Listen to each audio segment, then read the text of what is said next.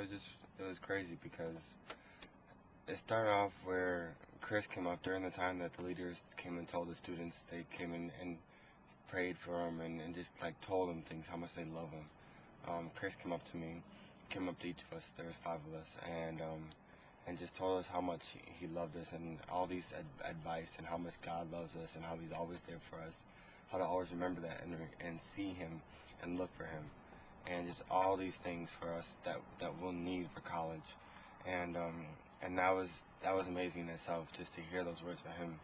But but as I'm sitting there, we're all laying back, and the other leaders are still going through the groups because they have so many kids, and all of a sudden I feel Eugene come up and just wrap his arms around me, give me a hug, and just say that he's like, I love you, champ. And even though it's like the smallest little bittiest words, it's just those are so impactful because I could tell that he meant it, and it was he didn't say it to any of the guys, because I listened to see if he was just going around to everybody and saying that, but he didn't.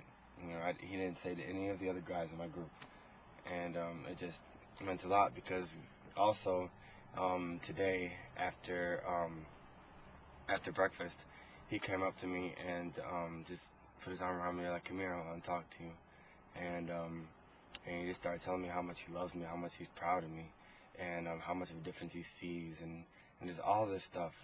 This was so amazing, and I started to think about last night as we were worshiping. I started to think about how much I really have changed, so how many things are so much different. When I first came here, I remember that I only hung out with two of the kids, and that were my age. All the rest were older, but I didn't really hang out with them. But it was Chris and Zach. Those Chris Masada and Zach Sanders were the two that I hung out with. And when I first came my freshman year, that was the first time that I really started.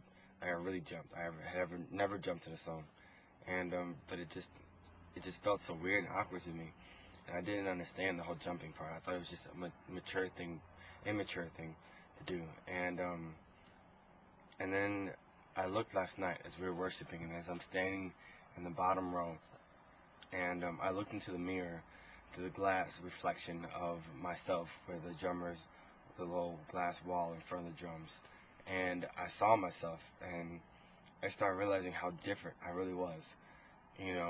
Inside, of course, is so different, but my outside, the way I look, the way I held myself, the way my emotions showed, the emotions that showed, it just was so different. I could just see that God was there, whereas before I can't. Now thinking back on it, it's hard to imagine how someone could go through life like that and not show the emotion I do now, because it's just so amazing.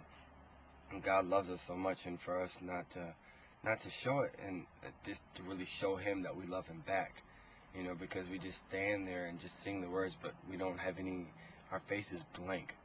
It just bewilders me, to even think that I even did that before. And now, I'm in the front row all the time as much as I can, jumping up and down, and it just feeling so natural, and then getting on the stage and doing that in front of everybody where everybody's watching me, and it just was amazing, but it felt natural. It didn't feel like anything else, and it just, I could just see the change that had been happening. It's been happening since freshman year to now, my senior year, from first walking wisely to last walking wisely. I could just see it, and it excited me. It excited me and amazed me, and just to see how much of it changed, because it's one thing for people to say, how you've changed, a good way, of course, but it's another thing to begin to truly see it yourself. When you see it while it's happening, not just seeing it when you're looking back. You see it while it's happening, because it was still happening, and it still is, and it's just amazing to see.